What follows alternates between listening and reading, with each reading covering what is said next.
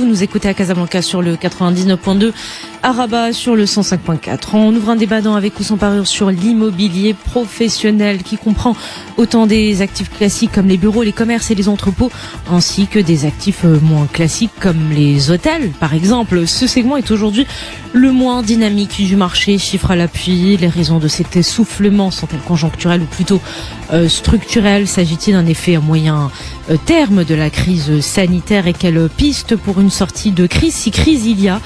Eh bien, on ouvre le débat cet après-midi avec nos invités que je vous présente sans plus tarder à mes côtés cet après-midi dans le tour de table. Ahmad Walada, directeur général chez Yasmine Immobilier. Vous êtes cofondateur d'Ataric Foundation, également ancien intervenant à l'école d'architecture SAPD à l'université Mohamed VI Polytechnique. Vous avez contribué à développer au sein de Yasmine Immobilier, le pôle immobilier professionnel, notamment dans l'immobilier bureau, l'immobilier commercial et industriel. Bonjour à vous, Ahmad Walada. Plaisir de vous recevoir. Merci. Bienvenue. Dans le tour de table également, Monsef Lahlo, gérant fondateur de Capital Foncier. Vous fêtez 20 ans d'existence avec désormais 17 salariés, n'est-ce pas? Et vous avez été vice-président fondateur de l'association marocaine des agences immobilières. Monsef Lahlo, bonjour, bienvenue. Merci d'être avec nous cet après-midi. Bonjour à vous, merci. Dans le tour de table également, William Simoncelli, fondateur de Carré Immobilier, une société de conseil en immobilier d'entreprise. Vous êtes administrateur de la French Tech Maroc et fondateur de la commission PropTech Maroc. Vous êtes par ailleurs membre du board de France de la Royal Institute of Chartered Surveyors et administrateur de la Chambre française de commerce et d'industrie du Maroc. Également cofondateur de l'association marocaine de l'expertise immobilière. Bonjour à vous, William Simoncelli. Bonjour. Bienvenue. Dans le tour de table également, Riyad Abadi, CEO et fondateur de Riyad Immo. Vous êtes entrepreneur dans le secteur immobilier avec près de 10 ans d'expérience. Vous êtes né à Lille, originaire de Berkane. Vous êtes revenu vous installer définitivement au Maroc pour lancer vos propres projets. Aujourd'hui, vous dirigez Riyad Immo, une structure à la fois agence immobilière et de promotion. Vous travaillez entre Casablanca, Tanger et Marrakech. Bonjour Riyad Abadi, un plaisir de vous recevoir. Bonjour, merci à Lux Radio en tout cas pour l'invitation. Merci à vous de l'avoir accepté. Je vais vous demander pendant le débat de bien parler dans le centre du micro. Et cette fois-ci via Google Meet depuis Marrakech, Taoufiq Aboudia, techpreneur, cofondateur, PDG de Emerging Business Factory. Vous êtes à la tête du premier incubateur privé et coworking de la région de Marrakech-Safi avec 2500 mètres de bureaux de coworking. Vous êtes également vice-président général régional du patronat CGM Marrakech-Safi. Vous êtes par ailleurs président de l'instance consultative des jeunes Marrakech-Safi et vice-président de l'association des entreprises Sidi Ranem. Bonjour à vous, Taoufiq Aboudia. Merci d'être avec nous. C'est un plaisir, merci de m'avoir. Maintenant qu'on connaît évidemment le tour de table, je vais vous demander de bien écouter l'éditorial préparé par la rédaction. On se retrouve juste après pour vos commentaires.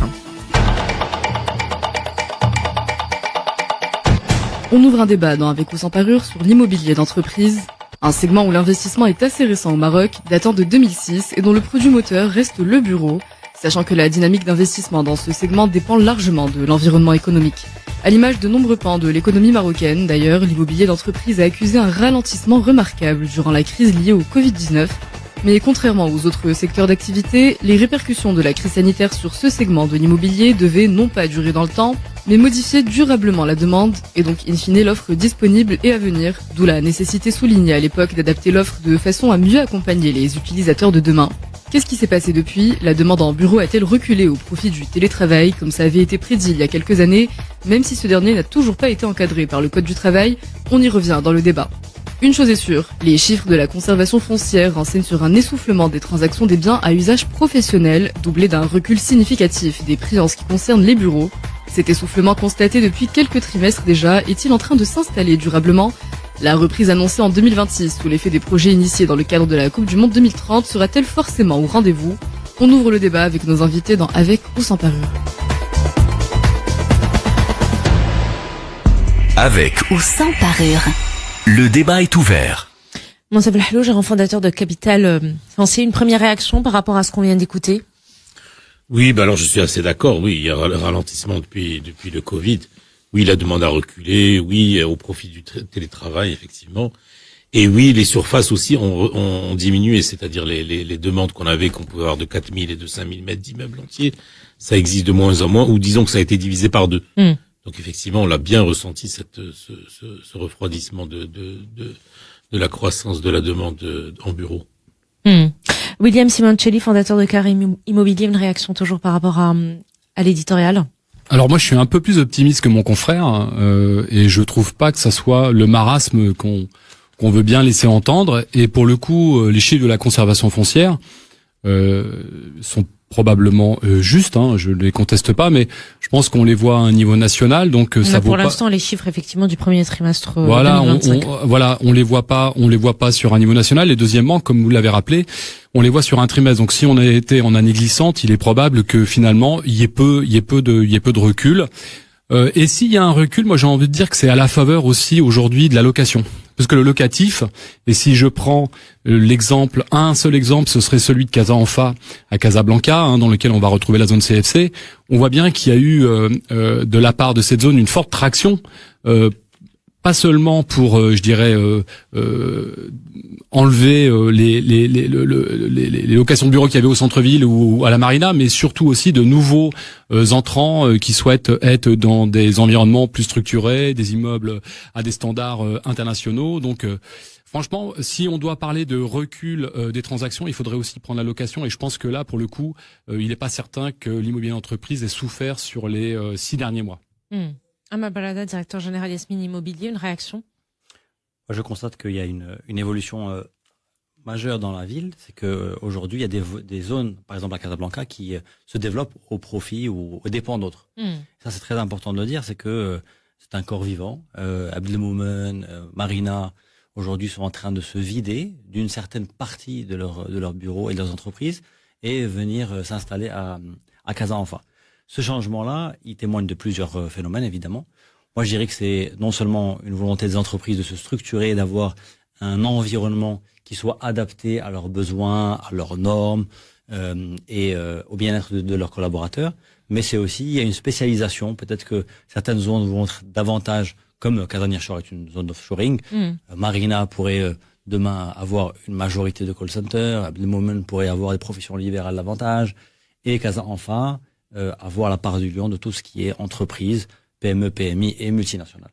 Donc il y a une reconfiguration de marché, et comme disaient William et Monsef, les chiffres que l'on a, ils sont partiels, parce qu'ils parlent de transactions, ils parlent pas forcément que de location, et la transformation que l'on a aussi sur le fait qu'il y ait des diminutions de surface demandées, elle se compense aussi par le nombre qui peut lui augmenter, et qui se traduit pas par de l'acquisition, qui se traduit tout simplement par de la location. Donc on le voit pas dans le radar.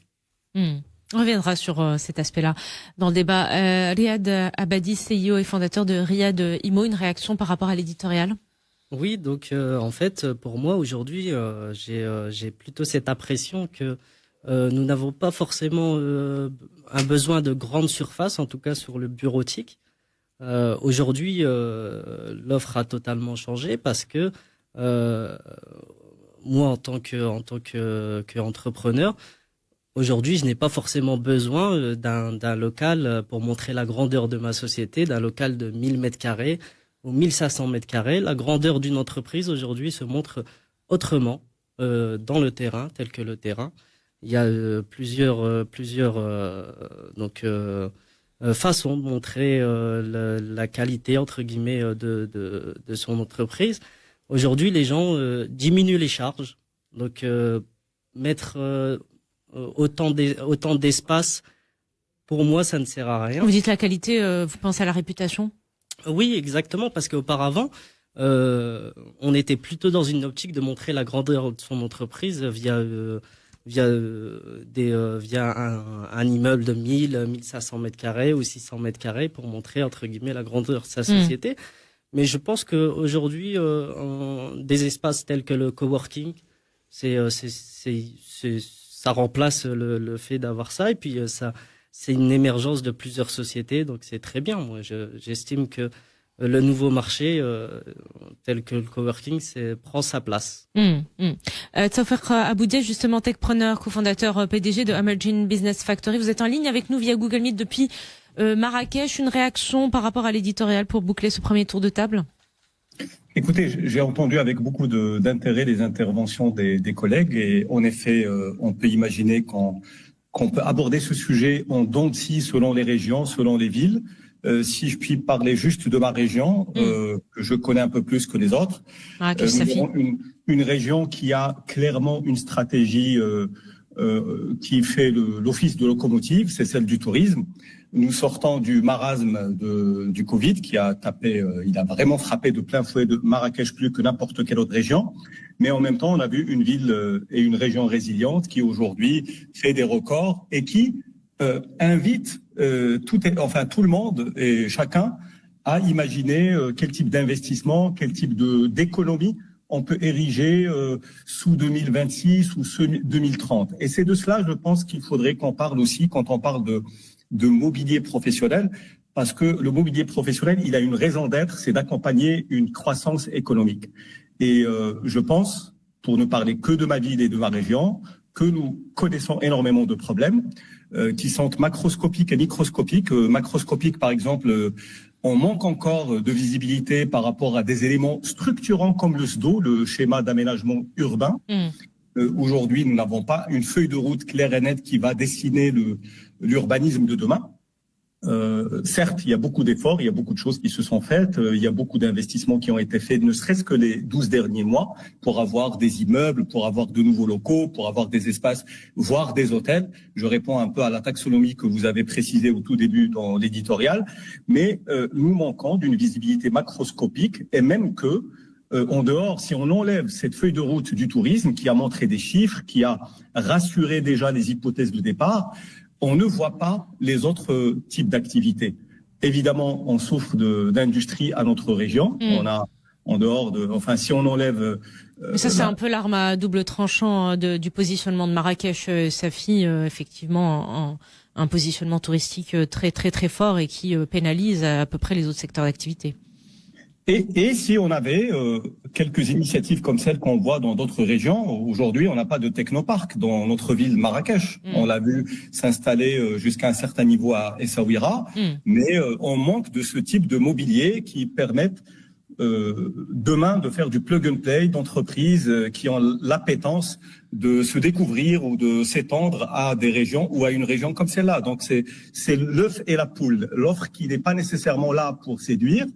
Et de l'autre côté, la visibilité pour qu'il y ait des gens à côté, parce que nous avons celui qui va s'investir en tant qu'acteur immobilier sur une échelle de 7 ans, 15 ans, 25 ans, et il y a celui qui va occuper cet espace 1 an, 3 ans, 5 ans, qui peut-être manquerait de visibilité, mais il a l'offre qui le tente de s'installer immédiatement. Et pour lancer une pierre dans la mare, je suis très, très vexé que ma ville, Marrakech, ne porte pas plus de 400 espaces individuel de coworking. C'est-à-dire, quelle offre avons-nous pour les freelances, pour les talents, pour les gens de passage, pour les digital nomades? Aujourd'hui, il y a une grande carence.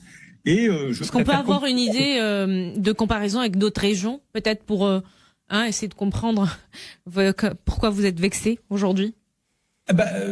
Nous sommes quand même les champions, au moins à 40% de l'hospitalité au Maroc. Je parle de chiffres de tourisme. Et dans le tourisme, il y a cette catégorie de gens qui viennent s'installer 6 mois, 1 an, 2 ans pour essayer de se retrouver. Les nomades, les fameux nomades. Oui, que ce soit les nomades ou les éméreux qui viennent s'essayer un peu pour s'installer définitivement. Et aujourd'hui, le fait qu'il y ait, et quand je dis 400, vraiment, j'essaie d'intégrer, d'inclure les offres qu'on ne voit pas nécessairement devant nous dans les benchmarks que nous avons lancés. Et je pense que c'est un tout petit peu à l'image de plein de choses qu'on ne comprend pas dans notre région, malheureusement, mais sur lesquelles il y a un travail humble, modeste, qui commence à se faire petit à petit. Nous espérons avoir des offres fortes comme celle d'un technoparc.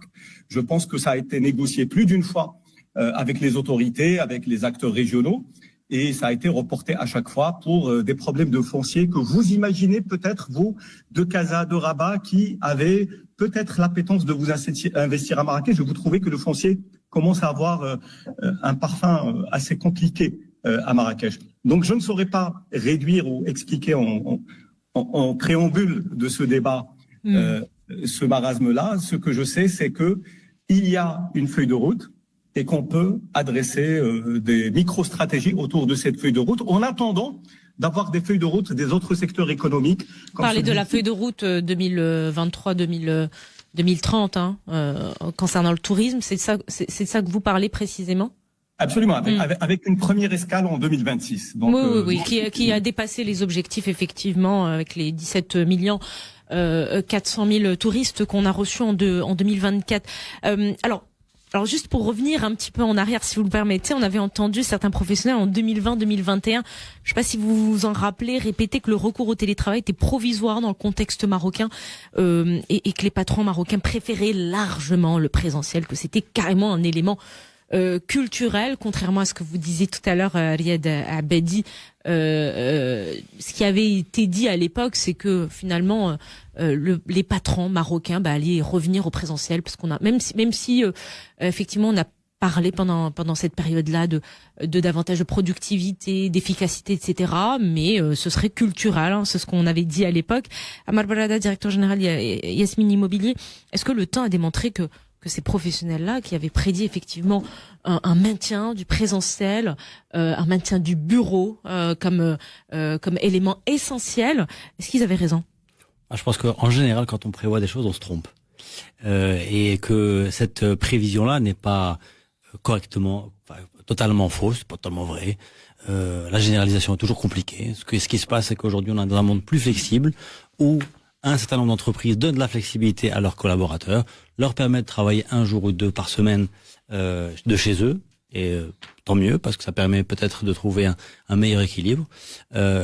Quel impact ça a sur les bureaux? Ce que je vais vous dire, ça se ressent ça au niveau des bureaux, parce que en préparant l'émission, j'ai essayé de chercher effectivement si le télétravail c'était plus ou moins démocratisé. Déjà, de prime abord, quand on regarde juste son entourage, cette impression est fausse. Télétravail ne s'est pas généralisé. Tout à fait. Voilà. Généralisé, c'est pas le mot. Ne s'est pas démocratisé. Et peut-être que dans les 10% des grandes entreprises qui sont très bien établies, très bien structurées, organisées, peut-être. Mais dans la TPE, PME marocaine, on a encore du mal à peut-être que c'est pas adapté. Peut-être que les PME et TPE n'ont pas aujourd'hui comme enjeu principal d'offrir du télétravail. Et c'est pas grave. C'est pas, la marche du monde ne veut pas qu'on aille vers le télétravail. Le sujet, c'est que les entreprises prennent les dispositions nécessaires pour leur permettre le développement. Quand les multinationales, nous, ce qu'on ressent, c'est que quelques multinationales avec lesquelles on travaille, quand elles nous approchent pour des bureaux, elles ont en tête le nombre de positions, le nombre de bureaux dont elles ont besoin à un instant T. Parce qu'elles savent que il y a un effectif de 100 personnes, et sur les 100 personnes, il y en a toujours 10 ou 15 qui sont en télétravail ou en déplacement. Ça, dans leur réflexion et dans leur discours, on le ressent.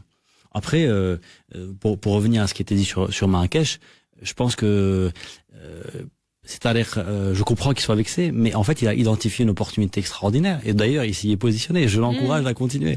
Et c'est certain qu'aujourd'hui, Marrakech en particulier a tout mis sur l'hôtellerie et sur le développement touristique, et que les investisseurs et les développeurs immobiliers, peut-être qu'ils n'ont pas assez regardé de proche ce sujet-là, parce qu'il y a certainement un certain nombre de visiteurs qui ont besoin de bureaux de qualité, de coworking space, d'espaces où ils peuvent venir entreprendre. Et ça, c'est certain qu'il y a des segments de marché qui ne sont pas adressés quand on se concentre sur beaucoup d'autres. William Simoncelli, fondateur de Carré Immobilier. Riyad Abadi nous disait tout à l'heure que le bureau, c'est plus réellement un signe de grandeur d'une entreprise, etc. Là où en 2020-2021, moi je me rappelle effectivement d'avoir fait des débats où on avait des professionnels qui nous disaient non mais c'est culturel au Maroc. Les patrons ont besoin justement de garder leurs collaborateurs dans les bureaux, et que le bureau, de ce fait, allait avoir de beaux jours devant lui. Donc finalement, qu'est-ce qui s'est passé entre-temps? Je pense que déjà, il n'y a pas de spécificité culturelle marocaine sur télétravail ou pas. C'est une vue de l'esprit. Déjà, je pense que oui, on aime bien chez nous se raconter un petit peu des histoires. La réalité, c'est que je pense que ce qui nous a été imposé pendant 2 ans et qui a été fait par ces grandes entreprises, notamment massivement du télétravail massif, en fait, elles se sont rendues compte que c'était avant tout la télé au travail ou le travail devant la télé. Et donc je pense que et je vais pas me faire des amis, mais en réalité on revient un petit peu en arrière, parce que finalement ce qui était une vertu, c'est-à-dire en gros on allait supprimer les mètres carrés de bureau, il y avait plus de charges. On s'est retrouvé dans une situation où les individus ne se rencontraient plus, on désamorçait plus les conflits devant la machine à café, on pouvait plus parler du match de foot de la veille. Et moi je peux vous dire, pour avoir fait un paquet de calls, que hommes et femmes, Marocains, Marocaines, se plaignaient de plus pouvoir aller au bureau pour rencontrer les collègues. Pourquoi ? Parce que on est des êtres sociaux et que de toute façon, les bureaux, c'est pas que le lieu de la corvée, c'est aussi un environnement socialisé où on fait notre journée, où on parle, comme je le disais, du match de foot de la veille, des gamins, où on rencontre son patron, où on a un différend avec un collègue et tout ça se résout devant la machine à café. Et on a eu besoin à un moment donné de revenir et de pas rester à la maison, parce que à la maison, c'est pas approprié pour bosser. Mais moi, ma question est de savoir cette prise de conscience dont vous parlez. Effectivement, après coup, on s'est rendu compte que c'était important de pouvoir se retrouver, etc. Déjà, c'est le fait, encore une fois, je le dis et je le redis, d'une partie du tissu économique marocain, parce que, et puis ça dépend des secteurs d'activité, parce qu'il y a des secteurs d'activité, notamment les usines, etc., où il faut absolument être sur place. Ça, c'est effectivement, ça c'est clair. Mais est-ce que cette prise de conscience dont vous parlez, vous l'avez-vous ressenti au niveau de la demande qui est faite? Parce que tout à l'heure, Moussa Flahlou avait de prime abord avancé que l'impact est là, il est réel en termes de mètres carrés en moins, etc. Est-ce que ça c'est documenté aujourd'hui en termes de demande? Alors oui, là où vous avez raison, c'est que le post-Covid, il a eu un gros changement sur les habitudes. Et effectivement, il faut faire le distinguo entre les services et la production. Et surtout les entreprises de services, on a vu une approche de l'utilisation des bureaux qui était plus la même. C'est-à-dire qu'on vient vraiment aujourd'hui dans une approche utilitaire des bureaux et plus une approche en bon père de famille. Nous, on a accompagné des utilisateurs de bureaux dans la rationalisation de leurs espaces. Là où ils avaient besoin d'un poste de travail pour une personne, aujourd'hui, et je pense à des catégories comme les commerciaux, comme toutes ces personnes qui finalement n'ont pas besoin d'être au bureau de façon constante ou quotidienne, on a vu apparaître ce qu'on appelle du plug and play. C'est-à-dire qu'il vient, il se met avec son laptop, il va utiliser le bureau pendant 3 heures, et puis il s'en va, et puis un autre va venir et va utiliser sa place. C'est-à-dire que on voit aujourd'hui l'émergence dans ce tissu économique marocain d'un immobilier plutôt basé sur le flex office. Et on parle moins de télétravail que d'espaces intelligents qui vont pouvoir accepter de la rotation, si vous voulez. Et donc sur des postes de travail où on travaillait seul toute la journée et que vous soyez là ou pas, on voit aujourd'hui plusieurs personnes occuper le même poste de travail. Et là, effectivement, il y a une volonté, je dirais, affirmée des entreprises de maîtriser leurs coûts et pas spécialement de les baisser de façon draconienne, mais plutôt de les revoir et d'aller chercher d'un immobilier mieux conçu pour avoir une proposition de service et d'expérience auprès des collaborateurs qui soit beaucoup plus riche, mais tout ça en maîtrisant les espaces. Moussa Flahlou, Jean fondateur de Capital Foncier, vous confirmez qu'aujourd'hui on a une approche utilitaire des bureaux? Oui, alors je dirais déjà, il n'y a plus ce tabou qu'il y avait avant. Je vais vous demander de bien parler dans le centre du micro, s'il vous plaît. Oui. Il n'y a plus ce tabou qu'il y avait auparavant où l'on devait être présent au bureau de 8h à 17h non-stop. Donc cette notion depuis le Covid est nouvelle. D'où ce télétravail qui commence à pas se généraliser, mais à s'implémenter dans la vie hebdomadaire d'une entreprise. Moi, à un modeste niveau, il y a certains employés qui ne viennent pas l'après-midi, par exemple, ce qui leur libère du temps pour eux, mais ils sont quand même en travail, c'est-à-dire ils répondent à leurs mails, mais juste ils ne sont pas là. Et c'est vrai que, par exemple, il y a un nouveau métier qu'on n'avait pas avant, c'est le space planning, c'est-à-dire que maintenant, on réfléchit beaucoup plus sur l'utilisation des espaces, comme disait William, leur utilisation dans la journée. Et donc tout ça, finalement, ça conduit vers des surfaces plus petites. Et on voit des grosses sociétés marocaines, par exemple, on prend le cas de l'OCP, ils ont beaucoup en télétravail. Ça, mais bon, l'OCP, c'est un cas vraiment exceptionnel, parce qu'on sait qu'ils ont mis beaucoup de monde au télétravail et ça a duré, ça dure jusqu'à aujourd'hui, d'ailleurs. Mais voilà. Bon, c'est un cas exceptionnel, encore une fois. Et par exemple, on prend un autre vecteur, c'est le coworking, qui s'est énormément développé. C'est-à-dire que ces dernières années, à Casa, chaque année, il y a bien, je dirais, 5000 à 7000 mètres carrés nouveaux de coworking qui se développent.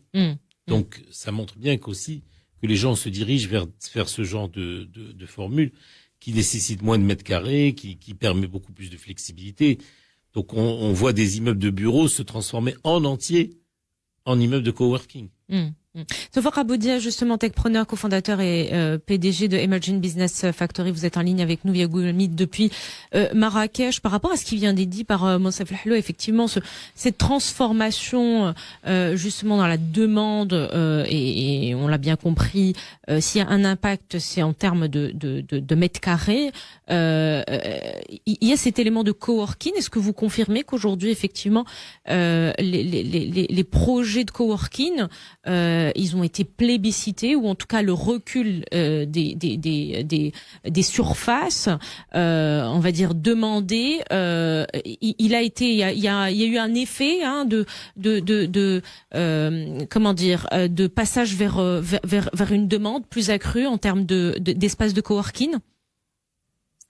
Écoutez, moi j'ai envie de reprendre deux sagesses évoquées par les deux collègues qui ont parlé avant moi. C'est d'une part, j'aimerais juste rappeler à tout le monde, d'abord en arabe et ensuite je traduirai al-hajatu ummul ikhtira'. Le besoin, c'est la mère de l'invention. Donc on a eu besoin pendant Covid et on a inventé le remote. Et avec le remote vient évidemment le coworking. Quoique, moi personnellement, ou nous, comme acteurs du coworking, on a souffert pendant le Covid parce que avec la distanciation, des mesures, etc., c'était peut-être l'une des pires des périodes. Pendant plus de 18 mois, c'était très compliqué à gérer. Et je rappelle aussi à tout le monde qu'il y a cette mastodonte, cette grande société, je ne sais pas si j'ai le droit de la citer ou pas, qui a énormément cramé d'argent pendant les 10 dernières années à penser ou à faire penser aux gens que le coworking, c'est sublime, que c'est rentable. Donc, et qui a plusieurs fois... Ne citant pas de nom. Très bien. Oui, qui a rasé les murs. Elle est internationale, tout le monde la connaît, mais pas du tout. Il y a aucune raison de croire que c'est une publicité, mais voilà, c'est une vérité. Le coworking, il est adossé à des choses. Il est adossé à une spéculation immobilière quand on est le patron, quand on est le propriétaire des murs, et ce qui est très bien parce que ça nous permet d'être nous-mêmes notre propre client et de faire de l'animation et de créer du réseautage et de s'imaginer des futurs multiples, des futurs pluriels avec toutes les startups, tous les talents qui passent dans nos bureaux. Et puis, tout ce qui est service, tout ce qui peut être adossé en tant que service. Ça peut être des services d'hospitalité, ça peut être des services paraprofessionnels, etc., etc.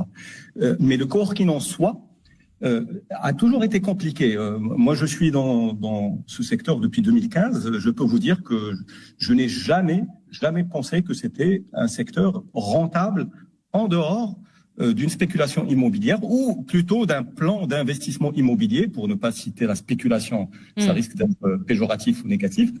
Et du coup, aujourd'hui, c'est pour ça qu'il y a personne réellement qui va vers le coworking dans ma ville, parce que il y a plusieurs façons de rentabiliser le mètre carré. En dehors de louer un espace, et surtout les gens à qui on va louer. On a beaucoup d'intervenants qui sont absolument pas d'accord avec ce que vous êtes en train de dire, mais je vais leur donner la parole dans un petit moment. Je vous laisse terminer votre diversité. Oui, mais voilà, terminez d'abord si vous voulez, et après on écoutera leur avis. Donc maintenant, rappelons-nous aussi que le remote, il a été accéléré d'abord par des sociétés ou des entreprises qui sont hautement digitalisées. Soit elles sont dans le digital, elles ont inventé le digital, soit elles sont digitalisées. C'est comme ça qu'on peut vraiment être dans une performance du remote, de quelqu'un qui est à distance, qui fait son log à la fin de la matinée ou de la journée, qui sait conduire ou piloter ses activités, ses équipes à distance sur un Slack, etc., etc. Nous, on est venus et on a imposé ça à nos cadres, à nos fonctionnaires, à nos salariés, du jour au lendemain, parce que c'était une nécessité. Donc, grosso modo, ce que vous êtes en train de nous dire, Tawfiq Aboudia, c'est que le coworking, en tout cas, comme en tant que projet, c'est absolument pas rentable, c'est ce que vous disiez, à part ce volet de spéculation. D'investissement. Je me suis corrigé moi-même. D'investissement immobilier. Ça peut être super d'adosser cela à de l'investissement immobilier. J'encouragerais tous les investisseurs à aller dans ce sens-là. C'est juste qu'ils ne connaissent pas assez le potentiel de cette communauté qui va peupler leur lieu. Maintenant, il y a autre chose. Aujourd'hui, nous avons une nécessité. Aujourd'hui, il y a pléthore de programmes d'accompagnement de start-up ou de talents dans toutes les régions du Maroc. Et nous, en étant un accompagnateur entrepreneurial, on peine parce que notre porteur de projet, il n'arrive pas à trouver un local rapidement, un local décent dans lequel il peut exercer son métier de manière légère, plug and play, flex, pour qu'au bout de 12 mois ou 18 mois, il fasse le bon investissement avec la bonne équipe. J'aimerais bien rester sur ce point, si vous permettez, juste sur ce point, juste pour avoir l'avis du reste des intervenants, et je reviens vers vous. Moussef Lhalouj, un fondateur de Capital Foncier, sur cet aspect de rentabilité. Ce que nous dit Tawfiq Aboudia pose la question justement de l'adéquation entre l'offre et la demande. Bien non, parce que nous, on propose justement à des propriétaires d'immeubles d'implémenter une société de coworking, et ça permet de doubler jusqu'à doubler, disons, ce qu'on peut attendre du loyer standard dans la région donnée où est l'immeuble. Donc c'est pour ça que je suis au minimum, on va avoir au moins autant que le loyer, oui. Et puis après, tous les avantages du coworking sont clairs, mais c'est peut-être pas le sujet aujourd'hui, mais ça a beaucoup d'intérêt pour les petites surfaces. Quand on est jusqu'à 10 personnes, c'est fantastique d'être dans le coworking. Pour le service qu'on a, pour le networking, pour la belle adresse, pour la flexibilité du prix, pour des tas de choses. Au-delà, c'est peut-être moins intéressant, mais pour le propriétaire de l'immeuble, non, je pense que c'est une bonne affaire. Lorsqu'il est bien placé, qu'il est bien marketé aussi. C'est-à-dire peut-être un immeuble qui fait du coworking mais qui ne sait pas le travailler. Mais justement, pour parler de marketing, mais peut-être avant d'études de marché, parce que ça c'est fondamental, j'imagine dans ce domaine, une enquête présentée en 2022, je m'en rappelle, dévoilait que 47% des sondés considéraient l'offre en immobilier d'entreprise pas suffisamment adaptée, 7% l'estimaient pas du tout adaptée. Amar Brada, directeur général Yasmine Immobilier, est-ce que c'est quelque chose qui peut expliquer l'essoufflement des transactions aujourd'hui? Je rappelle rapidement les chiffres. Le nombre total de transactions immobilières a reculé de 15,2% au premier trimestre de l'année en cours pour l'ensemble du marché, 18,2% pour les biens à usage professionnel. Alors, juste sur la question... L'étude que vous citez, elle est sur le Maroc? Elle est sur le Maroc. Il dit que les gens sont pas contents de leur bureau. Ça l'offre n'est pas adaptée. C'est ce qui avait été dit à l'époque. Alors, on parle pas du même sujet. Après, sur les transactions, encore une fois, il y a une partie de transactions. Regardez les transactions. Alors moi j'ai envie juste de comprendre pourquoi il y a un essoufflement des transactions. Alors c'est vrai que tout à l'heure William Simoncelli expliquait que oui, il y a essoufflement des transactions, mais on n'a pas regardé le locatif. Tout à fait. Il y a cet aspect-là. C'est pas pertinent de regarder uniquement les transactions sur les bureaux, parce que le bureau, peut-être en partie importante, est loué. Et c'est ce que j'allais vous dire. Ouais. Le bureau souffre, mais est-ce qu'il y a d'autres types d'actifs justement qui se portent bien aujourd'hui? Ça c'est une autre question. Et sur la question aussi de l'adéquation entre l'offre et la demande, ça fait 3 questions, c'est beaucoup, mais je vais essayer de me rappeler de l'ordre des questions. Oui. D'abord sur l'adéquation. D'abord sur l'adéquation entre l'offre et la demande dans les bureaux. Évidemment, il y a un challenge qui est celui de pouvoir répondre à des besoins qui évoluent. William citait le besoin primaire, naturel de pouvoir socialiser l'entreprise, mais il y a des besoins secondaires, il y a besoin de pouvoir avoir des services autour du travail, de pouvoir déposer ses enfants à l'école à côté, de pouvoir se restaurer correctement, de pouvoir faire du sport. Tous ces besoins-là, évidemment, une partie des actifs ou des bureaux aujourd'hui ne répondent pas à ces besoins-là, qui sont aujourd'hui des besoins quasi basiques, parce qu'aujourd'hui, pour pouvoir avoir un équilibre dans sa vie de travail, il faut être capable de pouvoir gérer sa vie personnelle, pouvoir faire du sport, pouvoir commercer, etc. Donc il y a évidemment un travail qui a à être fait sur les bureaux. Aujourd'hui, on va vers des zones qui sont de plus en plus intégrées, donc des écosystèmes. Tu citais tout à l'heure Casa Enfa, c'est une zone dans laquelle il y a énormément de bureaux. Évidemment, c'est une zone dans laquelle il y a des challenges, mais il y a du commerce, il y a un centre commercial qui est à proximité, il y a un parc qui est à proximité, il y a des salles de sport, et tout ça, ça répond, et ça, je pense, en partie, aux besoins, et je pense que les 53% qui ont répondu qui étaient contents, en partie, ils travaillent à Casa Enfa. Mais est-ce que toutes les entreprises marocaines ont justement la possibilité, les moyens d'aller s'installer à Casa Enfa? Bien sûr que non. Ce n'est pas l'objectif. Aujourd'hui, l'objectif de Casa Enfa est pouvoir agréger un certain nombre d'entreprises, ACFC en particulier, qui exportent, qui ont une activité internationale. Simplement, je répondais sur l'étude. Évidemment, un immeuble dans un quartier où il n'y a pas une offre structurée autour des bureaux fait que les salariés qui travaillent ne sont pas nécessairement contents parce que le transport n'arrive pas juste à côté, parce qu'il n'y a pas de sport, parce qu'il n'y a pas la capacité de déposer ses enfants à l'école à proximité. Donc aujourd'hui, le travail, les bureaux doivent faire partie d'un écosystème. C'est ce qui garantit la satisfaction des collaborateurs, des équipes et des entreprises. Ça, c'était la première question. Non, mais alors, justement, juste pour rester sur l'adéquation entre l'offre et la demande, alors, j'ai entendu aussi beaucoup dire que les promoteurs immobiliers travaillaient beaucoup avec les architectes et pas assez avec les clients finaux, et c'est ce qui fait que il y a cette inadéquation, justement. Vous répondez quoi à cela? Bon, déjà, c'est pas très sympa pour les architectes. Parce que les architectes sont censés comprendre et avoir un sens de l'espace, de la compréhension des besoins. Mais ça n'empêche pas de devoir évidemment s'approcher des clients finaux et des utilisateurs pour comprendre l'évolution de leurs besoins.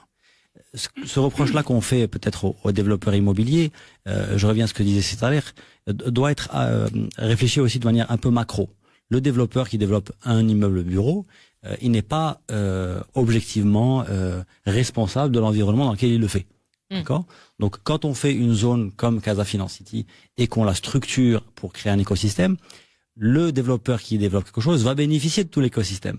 Mais un développeur qui le développe dans un quartier dans lequel il n'a pas tous ces services-là, fait qu'il ne pourra pas réaliser et permettre, quels que soient les efforts qu'il fait, de répondre aux besoins des entreprises qui s'installent chez lui. D'où effectivement l'intervention des autorités à travers tout ce qui est SDO, etc. Oui. Et qui on part d'une vision urbanistique globale. Et ensuite elle est traduite par des quartiers. Ces quartiers-là ensuite sont développés par des développeurs. Et les utilisateurs finalement, ils bénéficient ou pas de la vision qui a été faite et de la réflexion en amont qui a été réalisée. Mais vous êtes d'accord qu'aujourd'hui, la tendance de manière générale, en tout cas je parle de Casablanca, c'est peut-être aussi valable pour d'autres villes, je ne sais pas. L'exemple que je connais, c'est celui de Casablanca. On a effectivement le centre-ville qui se vide au profit de la périphérie. C'est l'histoire des villes. Toutes les villes aujourd'hui ont des mouvements qui sont des mouvements longs sur des décennies et de recomposition. Les friches industrielles sont ensuite transformées, les immeubles bureaux. Il devrait y avoir une réflexion comment on va pouvoir les repeupler peut-être différemment. C'est une de mes questions. C'est important d'accepter. La vie n'est que changement. Pour revenir à la sagesse de Cétaler, c'est normal que les villes évoluent et c'est normal de pouvoir les accompagner avec des réflexions urbanistiques. William Simoncelli, fondateur de Carré Immobilier, voulait réagir? Oui, toujours concernant cette question d'adéquation offre-demande. Oui, absolument. Et moi, je voulais m'inscrire en vrai sur ce que vous disiez et dire à Omar que, en fait, pendant longtemps, et tu le sais, finalement, la promotion immobilière était un peu dictée par effectivement le crayon de l'architecte et moins par l'étude de marché du conseiller en immobilier. Et mon confrère et ami Monsef Lalou est là aussi pour en témoigner que finalement il y a un paradigme qui a changé ces dernières années, c'est que on nous fait plus appel à nous, les conseillers en immobilier, parce que on est connecté avec l'écosystème des utilisateurs, ce qui est moins le cas des architectes. Alors, moi, je ne suis pas là pour discréditer le métier d'architecte. Et d'ailleurs, ma fille a fait de brillantes études d'architecture. On l'a fait. Donc je t'en remercie, Omar. Mais la réalité, c'est qu'on a quand même besoin d'avoir un regard marché qui soit celui d'un expert métier connecté avec le besoin, la demande, les utilisateurs. Et qu'à mon avis, l'architecte, avec toutes les qualités qu'il a, l'étude de marché, c'est la société conseil comme la vôtre qui sont censée le faire. Absolument. Moi, j'ai une personne, Rizlen Brani, qui s'occupe effectivement dans un département études et conseils, de faire des études de marché. Alors, ça vaut effectivement pour les promoteurs en immobilier en résidentiel, mais ça vaut surtout aussi sur des composantes telles que le retail, les bureaux, l'industrie, et ça vaut aussi pour des entreprises qui souhaitent relocaliser un outil de production. Je pense en ce moment, on est en train d'accompagner une entreprise qui est à Inseba et qui finalement est en train de se faire entourer par du résidentiel. Elle est devenue un facteur de nuisance pour tous ses voisins. Et donc aujourd'hui, elle veut aller à l'extérieur de Casa, mais où?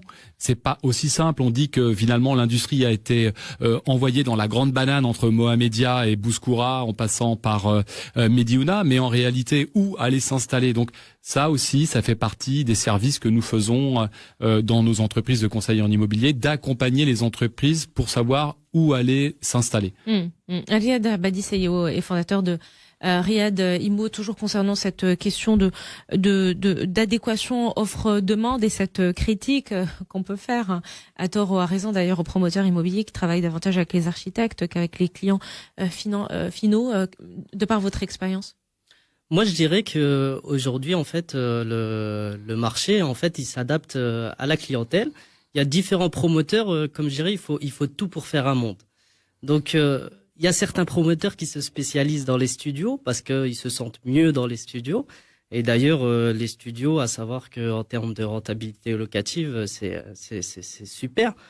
Moi, je parle toujours de l'immobilier d'entreprise. Toujours de l'immobilier d'entreprise. Ouais, pour rester pour rester dans ce domaine-là, on va dire que moi, je suis assez partisan en fait du coworking, d'accord.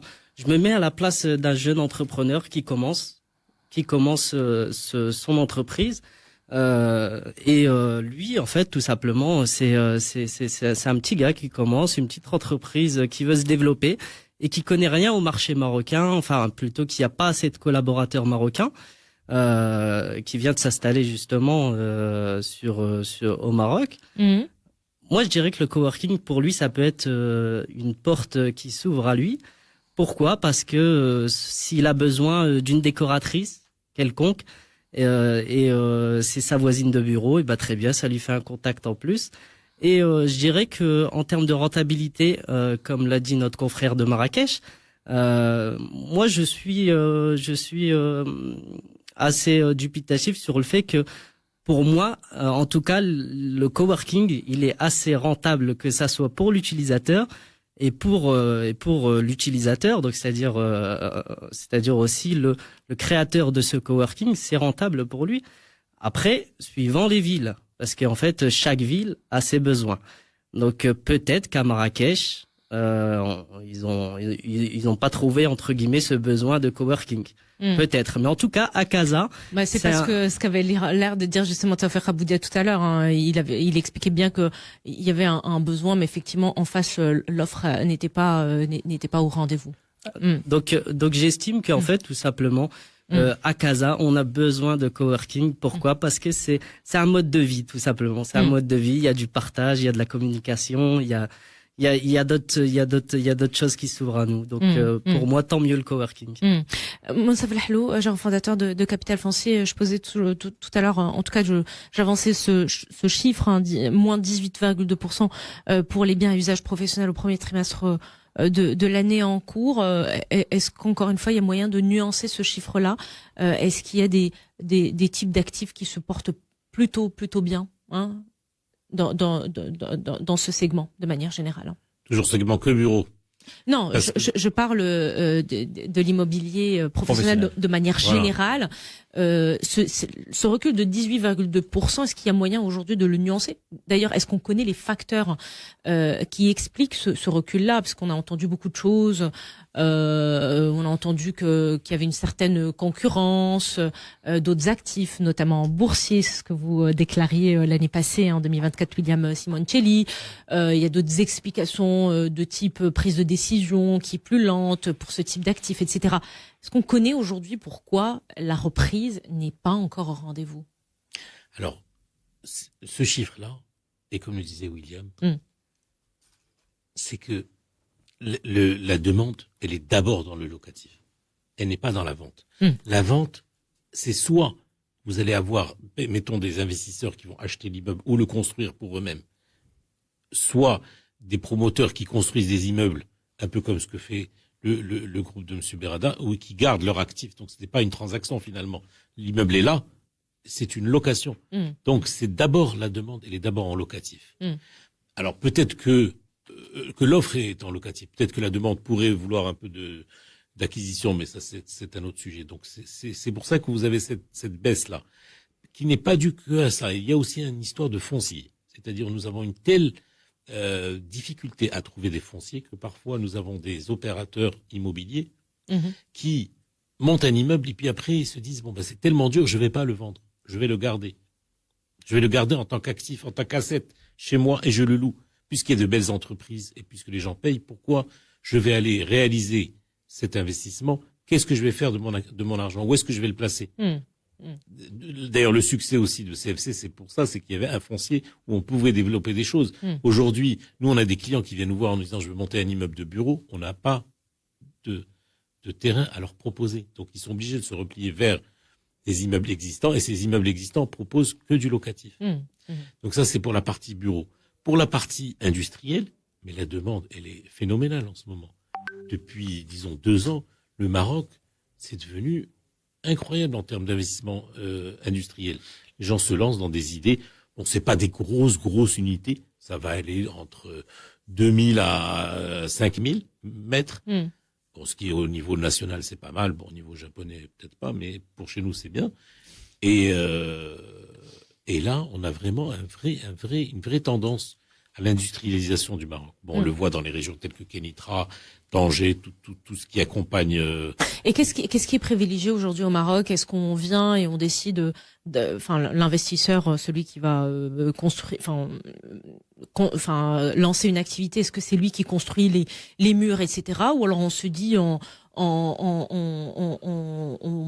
intègre un OPCI ou ce genre de choses, et on va effectivement être actionnaire parmi. Qu'est-ce qui est privilégié aujourd'hui? Tout comme dans les bureaux, c'est d'abord le locatif. La demande, elle est d'abord dans le locatif pour plusieurs raisons. D'abord, ça allège l'investissement. Ensuite, on a souvent... Ça permet de se concentrer sur l'activité elle-même. Voilà, le fond de roulement de l'activité, etc. Ensuite, on a souvent des partenariats, donc d'entreprises marocaines avec d'autres entreprises étrangères, ou un transfert de compétences, etc. Donc, il y en a aucun des deux qui va vouloir mettre du capex dans les murs, de l'investissement dans les murs.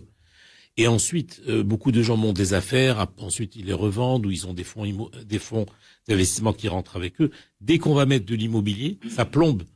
Les chiffres deviennent trop gros. Ça ne sert à rien. Alors que lorsqu'on a un loyer, eh bien c'est simple, il rentre dans les charges, et si l'entreprise n'arrive pas à payer son loyer, c'est qu'elle ne marche pas, autant la fermer.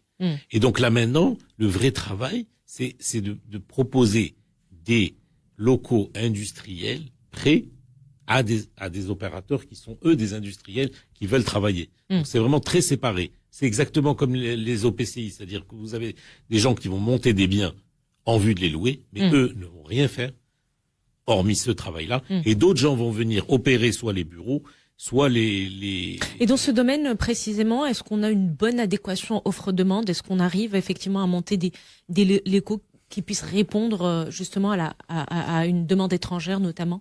Eh bien, c'est exactement aussi le même problème que dans les bureaux. D'accord. Aussi bien dans les bureaux, on a beaucoup d'immeubles mixtes qui répondent absolument à rien du tout en termes il y a quand même 600 à 700 000 mètres carrés de bureaux qui sont dans vacants. des immeubles, des immeubles mixtes. Où vous avez de l'habitation, du résidentiel, voilà. et du. De la même manière, vous avez encore des immeubles, des unités industrielles à l'ancienne qui ne sont pas aux normes.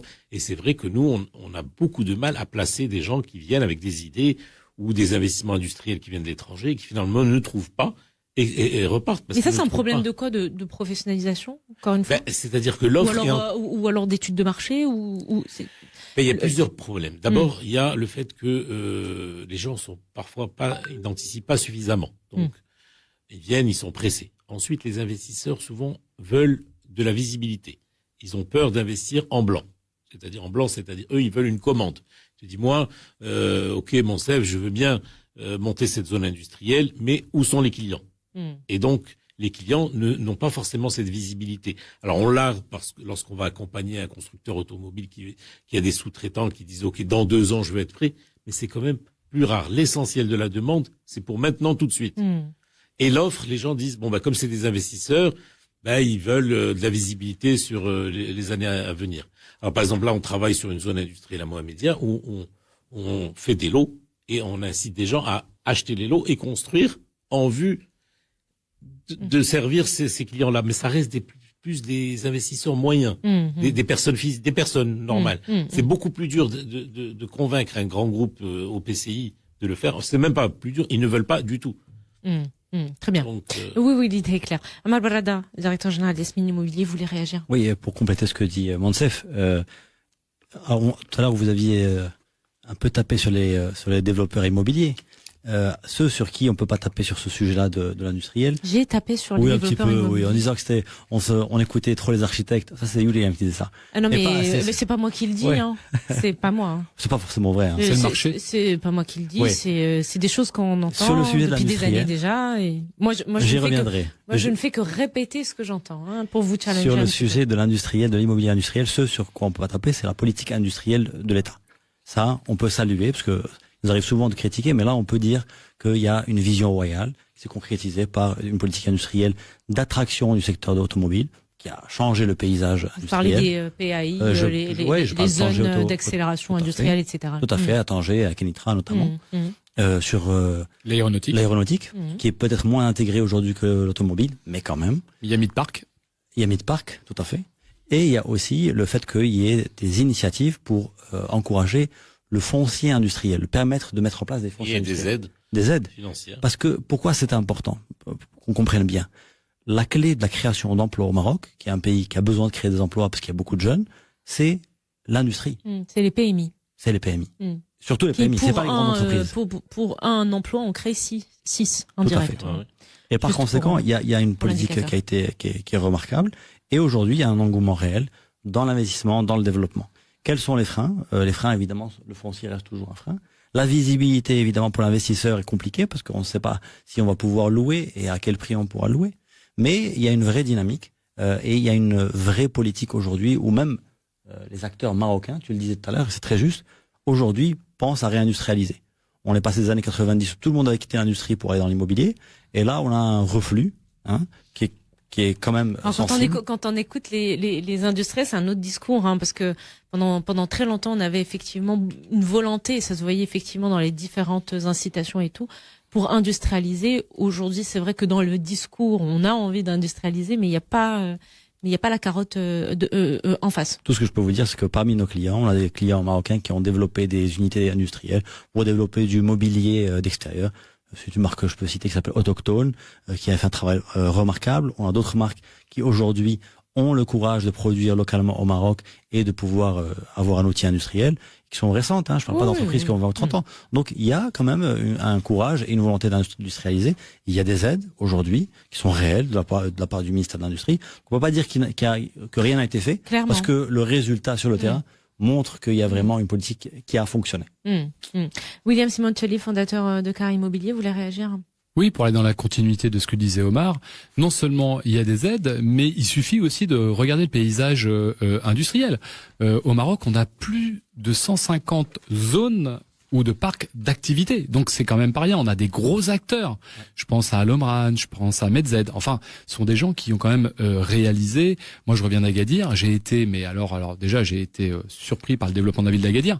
Mais au-delà de ça, il y a une vraie politique, et c'est réfléchi, de développement et d'accompagnement des industriels au Maroc. Je veux dire, on a une forte traction. Alors, je vais vous dire, il suffit de regarder ce que Tanger Med a donné sur la région de Tanger. On attend tous avec impatience Nador, et je peux vous dire qu'il y a une ville qui attend Nador, c'est Oujda, parce que Oujda, c'est très bien. C'est vidé de son capital humain quand on regarde les chiffres effectivement du dernier recensement de 2024, qui s'est vidé entre 2014 et 2024. Mais je pense qu'on va y revenir parce que là, effectivement. Je pense que Omar a raison et effectivement, les pouvoirs publics sont complètement éclairés sur le fait que si on veut aujourd'hui donner du boulot à tout le monde au Maroc, ça va passer par le développement du tissu industriel et notamment des PME, PMI. Et aujourd'hui, moi, ce que je constate, c'est quand même beaucoup de zones industrielles. Monsef nous parlait de zones ou en tout cas de parcs d'activité privés, mais il y a aussi il y a aussi la main de l'acteur public. Et moi, je dis pas que tout est parfait, mais en tout cas il y a des choses qui se font, ça c'est certain. Et si vous êtes aujourd'hui un industriel étranger, moi j'en accompagne pas mal au Maroc, je peux vous dire que il y a de quoi faire et il n'y a pas de problème. On peut les accompagner, dans l'identification dans des zones organisées. Et mieux que ça, aujourd'hui il y a des investisseurs qui sont prêts sur la base de besoins déclarés d'accompagner ces industriels dans la construction de leurs bâtiments, dans tout le suivi administratif de la construction du bâtiment et de toutes les relations avec les autorités. Et vous avez des acteurs aujourd'hui qui sont formidables pour faire ça. C'est vrai que là, je suis un peu prosélyte et je fais la promotion, mais c'est ce que je vis. C'est les CRI. ils font un formidable boulot pour l'installation des industriels au Maroc. Safer Raboudia, techpreneur, cofondateur, PDG de Emerging Business Factory. Vous êtes en ligne avec nous via Google Meet depuis Marrakech. On l'entend dans les propos des différents intervenants que sur certains segments, effectivement, il y a des problèmes. Ça a été signalé, ne serait-ce que sur l'industriel par Monsef Lahlou, mais effectivement, ça se professionnalise. Il y a de l'accompagnement, il y a du travail qui est fait. Ça dénote un petit peu avec ce que vous disiez tout à l'heure, votre expérience, en tout cas dans la région de Marrakech, Safi. Bien, j'ai entendu des choses très intéressantes sur lesquelles je pourrais aussi rebondir, si vous le permettez. Allez-y, je vous en prie. La toute dernière, pour ne reprendre que le mot industrie et industrialisation. Nous, pour notre région, nous avons des vocations différentes pour le développement, ou en tout cas complémentaires. Nous pensons que dans une région comme la nôtre, on peut s'appuyer sur les industries culturelles et créatives. Nous connaissons le potentiel international. Nous avons vu ce qui se passait dans des destinations mondiales qui ont misé sur ces industries.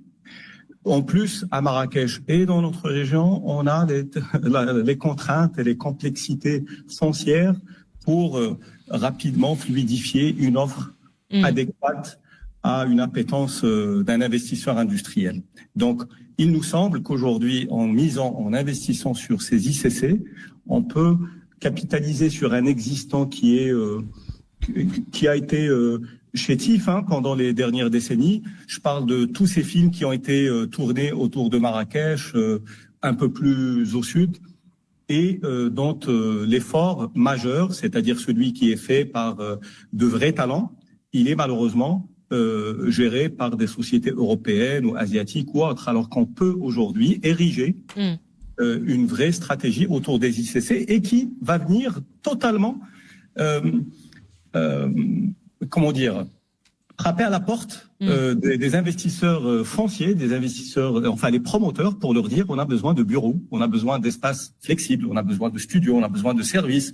Et donc ça va créer une extraordinaire aubaine, non seulement pour le painkilling de cette jeunesse de la région. Nous sommes dans une région à 34% jeunes, entre 15 et 34 ans. C'est juste énorme, avec à peu près 40% de chômage de cette jeunesse. Et cette jeunesse, elle a une appétence énorme pour le digital, pour des industries culturelles et créatives, pour le TikTok, pour la photo, pour la vidéo. Oui. Donc je pense que le pouvoir public, il est en train de considérer, on a vu ça avec le CRI en effet, et on l'a vu aussi avec la Wilaya, avec le conseil régional, il y a quelques petites étincelles qui peuvent créer une vraie stratégie autour des ICC dans notre région, ce qui va provoquer un nouveau demandeur, un nouveau bénéficiaire de l'espace. C'est que ça soit ce talent monocléique, un talent en soi, en entrepreneur ou en freelance, ou alors une entreprise qui viendrait pendant 6 mois, 2 ans s'installer, faire le taf et ne pas prendre les rushs des shootings qui ont été faits à Essaouira ou à Gafay ou autres pour aller les traiter ailleurs. Et l'exemple, il est ultra simple. Il y a qu'à voir la 3e production cinématographique au monde. Pendant très longtemps, on a parlé de Hollywood, ensuite Bollywood a suivi. Aujourd'hui, il y a Nollywood au Nigeria, avec plus de 1000 films qui sont produits par an. Et c'est une aubaine extraordinaire qui éveille l'appétit finalement pour l'immobilier, parce que l'immobilier, il vient servir un besoin. Il ne peut pas avoir d'immobilier, à mon sens, s'il n'y a pas une vision moyen-long-termiste. Oui, c'est ce que vous disiez tout à l'heure. Vous disiez que c'est fait aussi pour accompagner une croissance économique. Et d'ailleurs, juste pour faire le lien avec ce que vous êtes en train de dire, il me semble que William Simoncelli, vous êtes de ceux qui disent que, au vu des grands projets initiés dans le cadre de la Coupe du Monde, eh bien, on va avoir un effet effectivement sur ce segment-là qui est l'immobilier professionnel. On est en 2025, à 5 ans de la Coupe du Monde. Il y a déjà pas mal de projets qui sont initiés, mais pourtant, au niveau des chiffres, ne serait-ce qu'au niveau des chiffres, qu'il y a moyen, encore une fois, de nuancer, on ne voit pas encore finalement cet impact dont vous parlez. Mais vous avez raison, mais je pense qu'on ne le voit pas parce que c'est beaucoup trop tôt. Alors, en fait, on va être dans une forme de paradoxe, c'est à la fois c'est beaucoup trop tôt pour voir les résultats. 5 ans, c'est beaucoup trop tôt. Mais d'un autre côté, faut pas qu'on parte trop tard, justement pour toutes ces réalisations. Et vous avez un promoteur sur ce plateau qui pourra vous confirmer que l'immobilier, en tout cas dans la production d'immobilier, c'est du temps long. Et donc effectivement, je pense que voilà, on sait depuis peu de temps finalement qu'on va avoir la Coupe du Monde. Ça fait quoi, moins d'un an qu'on sait ça.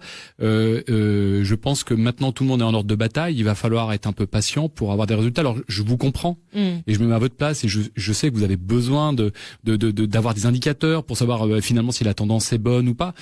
Moi, ce que je peux vous dire et pour être voilà. Finalement, ma question est de savoir finalement qu'est-ce qui pourrait à terme booster, on va dire, ces segments-là. Est-ce que c'est ces projets initiaux dont vous parlez, parce que là, par exemple, typiquement, Safer Haboudia parlait des ICC comme piste, effectivement. Pour, c'est quoi les ICC? C'est les industries culturelles et créatives. Ah, d'accord. Justement, pour booster, on va dire, ce segment au niveau de sa région, Marrakech-Safi, qui est connu effectivement pour tout ce qui est... Mais tout bouge au Maroc en ce moment, Asma. Enfin, tout bouge. Il n'y a pas un secteur d'activité qui bouge pas. La santé bouge. Vous avez vu. Enfin, il y a une volonté du législateur marocain, des pouvoirs publics, de faire en sorte qu'il y ait de plus en plus de gens à la CNSS. Il y a une volonté de développer le système éducatif marocain en passant par une partie par le secteur privé. Il y a une volonté de développer le nombre de nuitées au Maroc. Et franchement, vous avez rappelé les chiffres. Et on reste calé sur la vision 30-30. Donc, franchement, enfin, tout bouge. Il n'y a pas un secteur d'activité qui fonctionne pas en ce moment. Si après, sur 3 mois, 6 mois, effectivement, il peut y avoir un petit ralenti, un passage à vide. Là, ça fait plus que 6 mois. Hein. Oui, mais là, on parle en ce moment d'un petit passage à vide sur les bureaux. Effectivement, Montsev tout à l'heure rappelait que, effectivement, il y a beaucoup moins de demandes pour des 5 ou 6 000 mètres, mais je pense qu'on les a purgés. On a parlé des bureaux, mais c'est vrai qu'on n'a pas parlé de tout ce qui est commerce. On l'a vu ces dernières années. Toute la vague qui a eu effectivement des loyers qui sont chers et des bails commerciaux qui ont été renégociés, en tout cas ne serait-ce que dans les centres commerciaux, etc.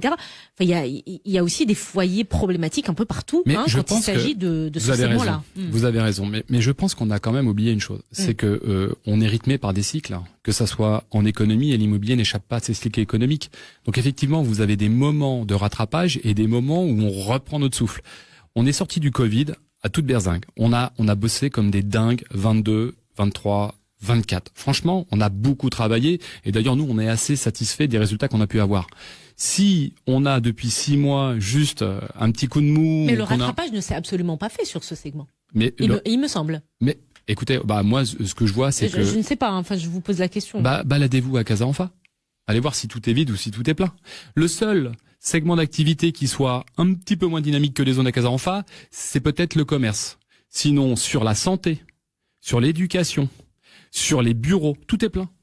Donc, franchement, et encore une fois, je dis pas que tout est parfait, mais si quand on regarde un verre, on ne voit que la moitié vide, enfin, c'est pas satisfaisant. On peut pas réduire tout le Maroc à Casa Anfa encore une fois. Absolument. Mais si vous allez à Tanger, vous allez voir c'est dynamique. Si vous allez à Rabat et plutôt sur la zone de Kenitra, c'est plutôt dynamique. Mais est-ce que les zones sont pleines? Non, les zones ne sont pas pleines. L'immobilier, c'est le temps long. Les industries qu'on accompagne, nous, elles prennent leur temps. Parfois, c'est même 1 an et demi, 2 ans de boulot pour pouvoir installer une boîte au Maroc. Et c'est pas particulier ou propre au Maroc. C'est dans tous les pays du monde pareil. Donc, je pense qu'on est sur une bonne dynamique. Je vais pas vous dire que parfois il n'y a pas des ralentissements. Oui, vous avez raison, il y a des ralentissements, mais on est sur une bonne dynamique. Après, est-ce que les bureaux sont plus pleins que le coworking? Je pense que on est aussi sur des changements de mode, de vie. On est aussi sur des changements de génération. Je pense que Riyad et moi, on fait pas partie de la même génération, donc on va pas avoir la même appétence sur l'utilisation de l'immobilier. En réalité, c'est lui qui a raison, parce que c'est dire moi ça y est, je suis sur la fin du parcours, alors que lui, il est plutôt sur le début du parcours. Voilà, c'est ça, ce que j'allais vous dire. C'est gentil, tout beau, tout jeune. Ok. Moussa Floujaran, fondateur de Capital Foncier.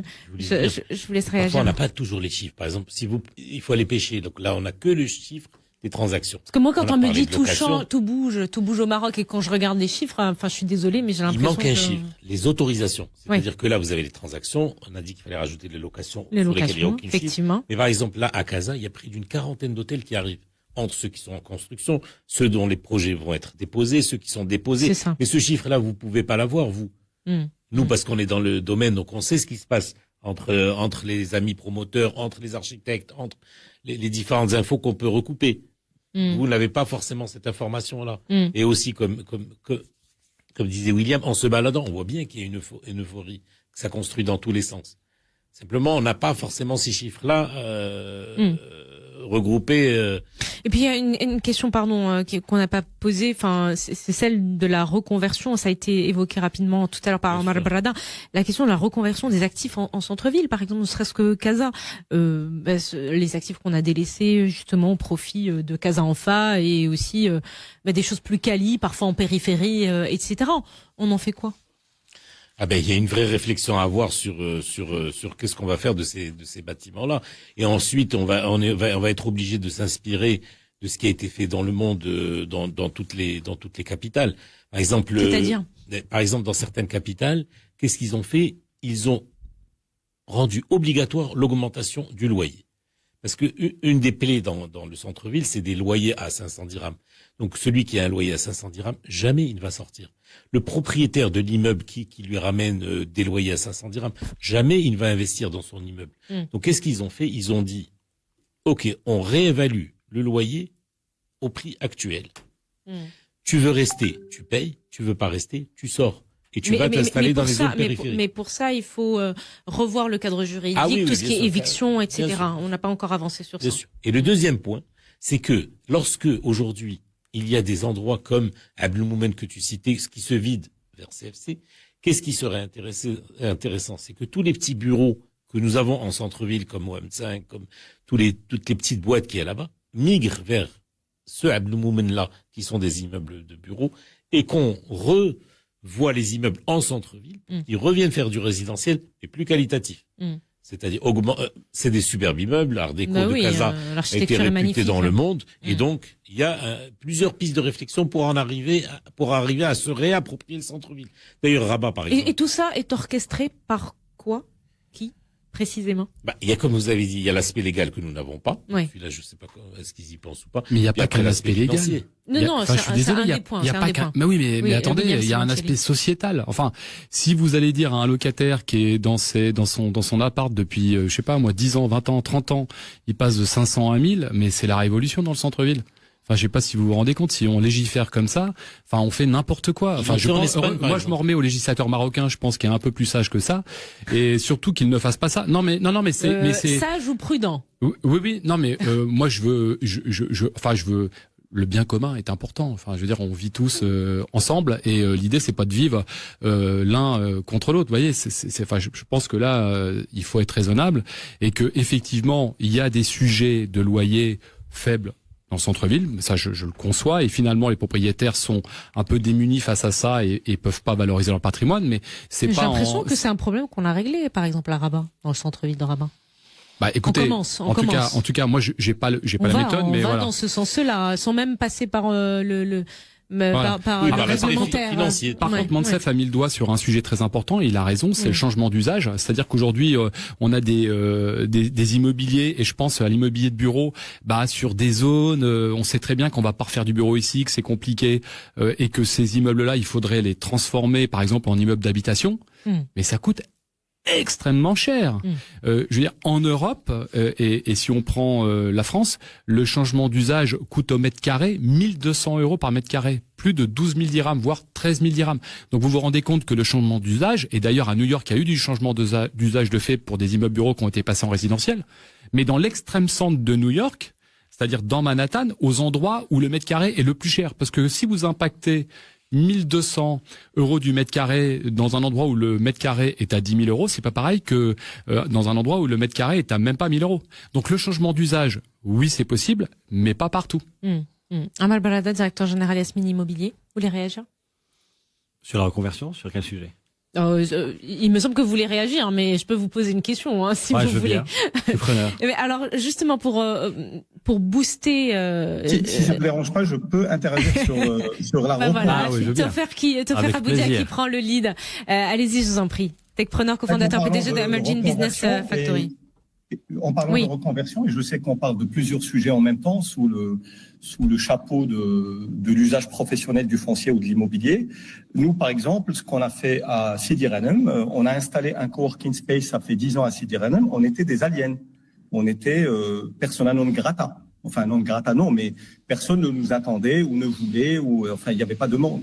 Mais ça ressemble à ce qui s'est fait dans toutes les villes ou toutes les grandes villes du monde, que ce soit Munich, Berlin, Lisbonne. C'est les anciens quartiers industriels, soit ils ont été délabrés, soit il y a une partie qui a subi une directe reconversion pour aller de plus en plus vers des quartiers, je vais dire, hybrides, dans lesquels on va trouver à la fois la vocation principale, mais aussi le reste, le complémentaire, le service, la vie. Mais ça, c'est pour les quartiers industriels. Si on transpose la même chose, par exemple, pour tout ce qui est centre-ville, par exemple le centre-ville de Casa, on fait comment? Je suis de Marrakech. Ma jurisprudence s'arrête. On vous invite à visiter Casablanca. C'est pour vous charrier. Je le dévoile maintenant pour la première fois sur la radio, mais encore une fois, c'est une question d'accessibilité du mètre carré. C'est-à-dire que le mètre carré que je vais louer pour mon porteur de projet ou mon freelance ou mon remote à Sidi Ghanem, avec le bâtiment que nous avons, les 2 bâtiments que nous avons, ça n'a rien à voir avec ce que je peux demain mettre dans un beau quartier UP qui est demandé par tous.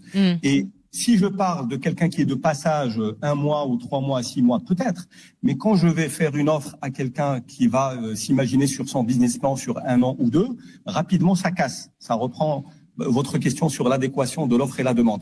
Donc la reconversion, pour ne pas prendre trop de temps immédiatement à Seroma, je pense qu'il allait réagir. Je voulais juste dire qu'il y a une reconversion globale qui est souhaitable, qui est logique, qui a été vue dans toutes les grandes villes du monde, de récupérer des anciens bureaux dans des quartiers industriels pour les transformer dans des lieux hybrides et faire en sorte qu'il y ait du créatif, qu'il y ait du récréatif, qu'il y ait de l'hospitalité et qu'il y ait beaucoup d'interactions. Et nous avons vu des villes qui se sont refondues. Je parle notamment de Barcelone, qui a eu, ça fait, je pense, 30 ans, la lumière d'opter pour les super blocs, où nous avons pratiquement tout ce qu'il faut dans un bloc. Alors qu'aujourd'hui, quand je vois, je vais pas parler d'un promoteur, mais plutôt d'un je veux pas m'attirer des foudres, mais quelqu'un qui va imaginer. Je crois que c'est déjà fait, mais c'est pas grave. À une échelle de ville ou de province, il y a encore ce réflexe de séparer et de splitter les espaces. Par exemple, il y a ce réflexe de mettre les gens qui font du digital presque comme s'ils avaient la peste ou autre chose, totalement séparés loin. Alors qu'aujourd'hui, ils veulent envahir la ville. Et c'est tant mieux parce qu'ils vont descendre et consommer le restaurant, consommer l'activité. Ils vont faire appel à la blanchisserie, etc., etc. Aujourd'hui, je pense que l'appel que je ferai à travers ces tribunes... c'est un peu le concept des technoparcs. Qu'est-ce que vous disiez tout à l'heure? Enfin, je veux dire... Ce qui est dit... Et encore, technoparc, c'est un exemple. Ce n'est pas le seul modèle. Il y a plein de modèles, mais c'est un modèle qui peut réussir parce que il est supporté par l'État. Demain, libérer le technoparc du support qui lui est fourni par l'État, ça va être compliqué, je pense. Oui, l'idée est claire. Alors, Amal Balada, directeur général Yasmine Immobilier, voulait réagir. Oui. Et il y a un point qu'on n'a absolument pas abordé, c'est la question du prix. Alors, avant de parler du prix, ce qui est très intéressant dans ce que dit Thaler, de manière générale, sur la question de la reconversion. La reconversion, elle se fait de différentes manières. Il y a ce qu'on appelle le top-down, c'est-à-dire que on décide au niveau des autorités que cette zone va être transformée, ok, ou il y a ce qu'on appelle le bottom-up, c'est-à-dire que de manière organique, les espaces se transforment. Mon sentiment, aujourd'hui, je peux citer 3 ou 4 exemples où l'organique, ou la création de zones se fait de manière beaucoup plus organique et beaucoup plus naturelle spontanée que par le top-down. Et les exemples réussis, ils sont du bottom-up. Par exemple, Sidi Ghanem est un quartier industriel qu'on peut considérer à ce titre comme étant une réussite, qui s'est fait par des industriels, des créatifs, des gens dans le mobilier, qui ont monté une zone qui aujourd'hui a un rayonnement sur la ville. Vous dites Sidi Ghanem, tout le monde sait ce que c'est. Ça n'a pas été décidé par l'État. Autre exemple, d'une autre dimension, c'est celui de la stratégie touristique du Maroc. quand on a fait une stratégie touristique sur 2020, on a dit on va créer 10 nouvelles destinations. Et dans ces des destinations 0 ont abouti.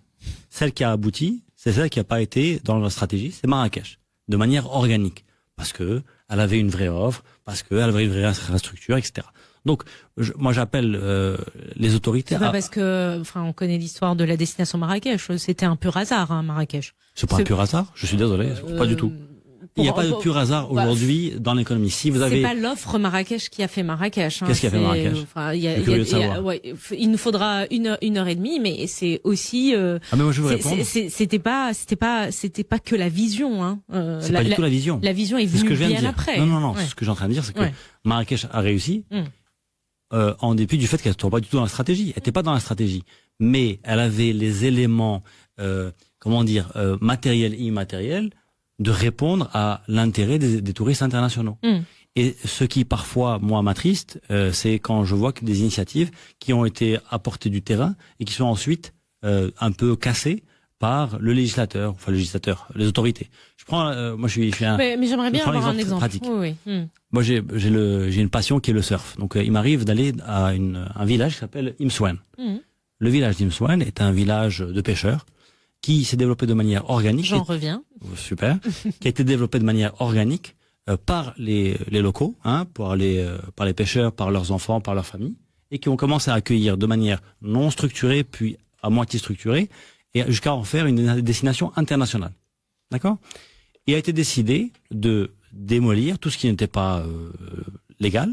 Jusque-là, je suis d'accord, mais là où je suis pas d'accord, s'il n'y a pas eu de démarche d'inclusion des populations locales dans la réflexion de ces gens-là qui ont créé la destination. Ces gens-là ont créé la destination. Et quand on va faire à 100 km de la Tarazout, qui aujourd'hui, du point de vue du village, est une réussite, mais que du point de vue hôtelier, on vient poser des hôtels de 300, 400 chambres sans aucune offre. Le littoral est bétonné. On n'arrive pas à comprendre aujourd'hui qu'il est essentiel d'inclure les populations locales. Ceux qui ont fait la réussite à Marrakech, ceux qui ont fait la réussite de Marrakech, c'est le Marrakech. Avant et après tout. Le prix, rapidement, un mot sur le prix. Aujourd'hui, quand on voit que les transactions reculent. Sur quoi? Sur le segment de manière générale. Je vais pas. Est-ce que ça veut dire que que les vacances augmentent? Est-ce que ça veut dire que les prix diminuent automatiquement ou alors les vacances augmentent et les vacances arrivent. De manière générale, moi je fais attention à ne pas avoir d'obsession sur les chiffres. Des chiffres trimestriels ou annuels ne sont pas un indicateur majeur. On a tendance au Maroc à vouloir parler souvent de chiffres. Les chiffres, ce n'est pas tout. Il y a une dynamique, tu l'as dit, elle est visible d'une manière multiforme, polymorphe, et on peut pas réduire à une diminution de prix sur un segment et considérer que de manière générale c'est un signal. Non, aujourd'hui il y a des reconfigurations de marché, il y a des évolutions. Marrakech est différente de Casablanca, et donc je vous invite à être beaucoup plus sereine. Vous avez pas envie de répondre à ma question, c'est pas grave. 15h passées de 21 minutes, on arrive à la fin de cette émission bientôt. Un dernier tour de table pour clore ce débat. Riyad Abadi Seyo, fondateur de Riyad Imo, votre mot de la fin. Donc moi je vais plutôt parler chiffres. Donc comme vous avez dit précédemment, vous avez parlé qu'il y a une baisse des chiffres. Eh ben moi je vais vous parler du terrain. Le terrain c'est avant tout quelque chose qu'on vit. Donc j'ai des amis promoteurs qui sont plutôt spécialisés dans de l'immeuble résidentiel. En tout cas sur de la vente sur plan,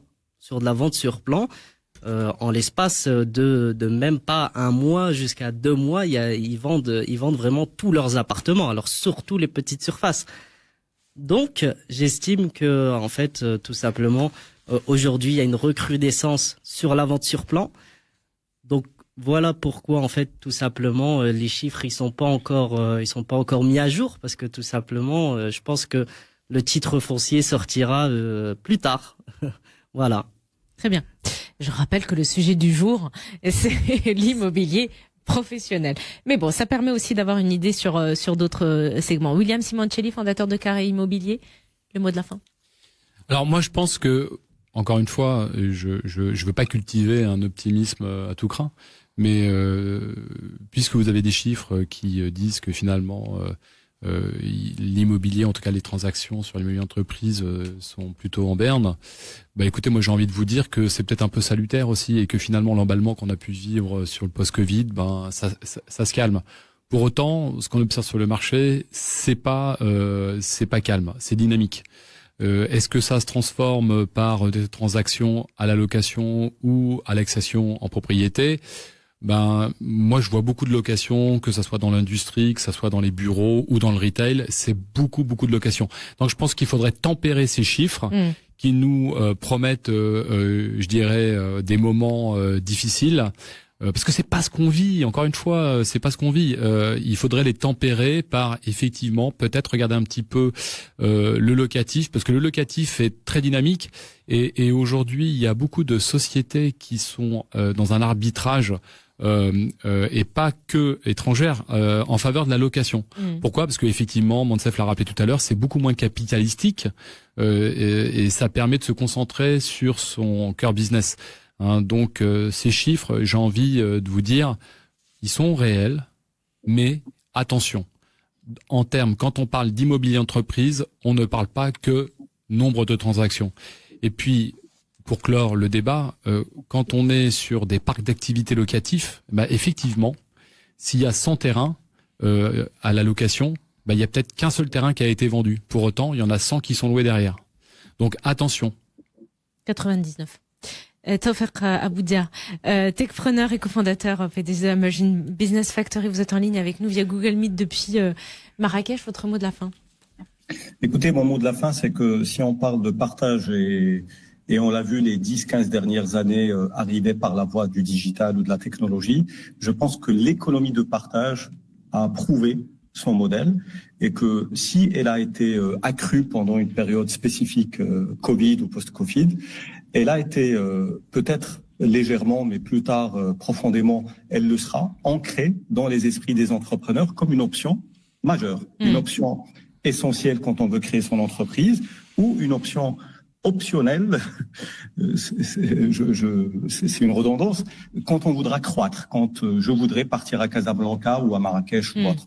Je pense que cette économie de partage ne reviendra jamais en arrière, qu'elle se reformulera autrement et que aujourd'hui, après 3 ans, 4 ans de reprise du Covid ou de la Covid, je pense qu'il est un peu trop tôt pour parler de marasme et je pense en effet qu'il est un peu très tard ou trop tard par rapport à certains secteurs sur lesquels on peut s'investir immédiatement pour valoriser nos villes, les rendre plus rentables, pour les rendre plus génératrices de valeur, pour les rendre plus accessibles à une économie classique ou nouvelle ou moderne. Et je pense qu'aujourd'hui, les modèles sont les bienvenus à s'expérimenter là ou là. C'est juste que l'acteur étatique, il peut aider et il peut promouvoir. J'ai parlé tout à l'heure du tourisme. Nous avons un Cap Hospitality, nous avons un Go Siaha qui permettent aujourd'hui à un tourisme de se régénérer, de réfléchir à ouvrir des lieux professionnels autour de l'hospitalité. On attend à ce qu'il y ait la même chose dans d'autres secteurs et je pense que ça ne saurait tarder. Moncef Lehloul, gérant fondateur de Capital Foncier, votre mot de la fin? Alors, vous vouliez qu'on parle des prix, donc je vais quand même dire un mot là-dessus, comme ça, vous allez être contente. En fait, ce que j'aime bien, moi, dans l'immobilier professionnel, c'est que c'est efficient. C'est-à-dire que aujourd'hui, qu'est-ce qu'on voit? La demande, les gens veulent davantage de qualité, de normes, de certification, avec un prix étudié. Ce qui donne que le haut du pavé, les prix se resserrent, même s'ils ont l'air élevés, c'est quand même quelque chose de qualité. Et du coup, tous les bureaux qui, eux, sont pas aux normes, à l'ancienne, etc., le prix descend. Et donc ça, c'est agréable finalement. Tout descend. Ça monte pas vers le haut, ça monte plutôt vers le bas. Mais avec un redispatch de cette offre-là. Ça, c'est le premier point que je voulais dire. Et le deuxième point, c'est alors, comme disait Riyad, il y a des gens qui effectivement s'intéressent à l'investissement dans le résidentiel. Mais certains en reviennent en comprenant que finalement, le résidentiel, surtout si on respecte les impôts et c'est ce qui doit être fait, eh bien, le rendement est très très faible. Et donc, les gens reviennent vers de l'investissement professionnel qui, lui, est plus important. C'est-à-dire que dans le classement, le premier rendement, c'est d'abord l'industriel, puis les bureaux, puis le résidentiel. Et donc, les gens reviennent. Bon, il faut bien sûr le ticket moyen. Ce classement n'a pas bougé? Non, parce que la prise de risque est plus importante. Plus importante, l'investissement est plus long. Donc, c'est normal que un studio, ça va vous ramener, en déclarant tout, 4%. Voilà. Alors que les bureaux, ça peut être du 7. Alors que les industries, on peut arriver à du 10 jusqu'à 12. Donc, tout ça en restant, bien sûr, dans la légalité et dans les... Total et absolu. Et donc, les gens reviennent vers ces investissements-là, même si le ticket moyen est plus élevé. C'est-à-dire, on voit des clients qui viennent nous voir en nous disant, écoutez, moi, je vais investir quelques millions de dirhams et on leur conseille davantage de s'orienter vers un investissement professionnel que résidentiel. Amal Barada, directeur général Yasmine Immobilier, votre mot de la fin? Je pense qu'aujourd'hui, le Maroc est dans une dynamique positive. Il y a l'échéance 2030, mais l'échéance 2030, ce n'est pas la fin de l'histoire. Donc aujourd'hui, je pense que, en particulier sur des villes comme Marrakech, l'échéance 2030 est une étape, mais n'est pas l'étape finale. C'est une ville qui va connaître, à mon sens, encore une croissance importante et devenir de plus en plus importante du point de vue du tourisme. L'arrivée du ferroviaire va être un changement majeur, parce que le fait de pouvoir avoir l'aéroport Mohamed V à 1 heure de Marrakech, c'est un professionnel de l'hôtellerie qui m'en parlait hier, va changer, va doubler la capacité aéroportuaire de Marrakech. Donc 40 minutes entre Mohamed V et Marrakech, c'est un game changer important. Et donc aujourd'hui, on n'a peut-être pas encore la mesure de tous les impacts que les changements ou les projets structurants qui sont en train d'être mis en place vont avoir, mais ça va venir progressivement dans le segment immobilier, le secteur immobilier. Notre rôle, c'est d'accompagner les utilisateurs et de le faire au mieux. Il faut écouter les architectes. Je recommande à mes partenaires et mes collègues développeurs de les écouter. Parfois parce que ils ont un sens de la créativité qui permet de faire quelque chose d'au-delà du mètre carré, et aussi de s'entourer de professionnels, c'est vrai, qui comprennent l'utilisateur, qui comprennent les usages, parce que ça c'est très important. Et c'est vrai que sur un segment comme l'immobilier bureau ou le commercial, c'est essentiel de pouvoir comprendre qu'il y a de nouveaux usages et de nouvelles manières de vivre l'espace, et qu'on ne peut pas construire simplement des mètres carrés, mais il faut raconter une histoire, il faut être capable de pouvoir structurer une offre qui puisse avoir du sens, non pas aujourd'hui, parce qu'on travaille dans le temps long, mais à horizon 10 ans, à horizon 15 ans, à horizon 20 ans. Nos décisions aujourd'hui d'investissement immobilier se traduisent dans 5 ans sur le marché. Entre l'autorisation, la construction et la livraison, c'est 5 ans. Il faut pas être 5 ans en retard, il faut être 10 ans en avance. Sinon, on est déjà en retard. Donc, c'est essentiel de pouvoir garder ça en tête. On est contributeur, je pense, dans l'économie, et je pense que l'immobilier doit continuer de jouer un rôle positif d'accompagnement de l'économie. Et aujourd'hui, il y a des compétences chez les brokers, chez les agents, chez les professionnels pour pouvoir nous accompagner à faire les meilleurs choix. 15h passées de bientôt 31 minutes sur Lux Radio. C'est la fin d'Avec ou sans parure, votre émission de débat d'idées. Avant de se quitter, un grand merci à nos invités d'avoir répondu présent. Merci à Tawfiq Aboudia, techpreneur, cofondateur PDG de Emerging Business Factory, qui était en ligne avec nous aujourd'hui via Google Meet depuis Marrakech. Merci à Riyad Abadi, CEO fondateur de Riyad Immo. Grand merci à Monsef Lahlou, gérant fondateur de Capital Foncier. Merci également à William Simoncelli, fondateur de Carré Immobilier. Merci à Amal Barada, directeur général chez Yasmine Immobilier. Merci à l'équipe qui m'accompagne tous les jours à la production, Fatem Zara Alaoui, Mariam Saberi. Un grand merci à Taha Sehaqi à la réalisation.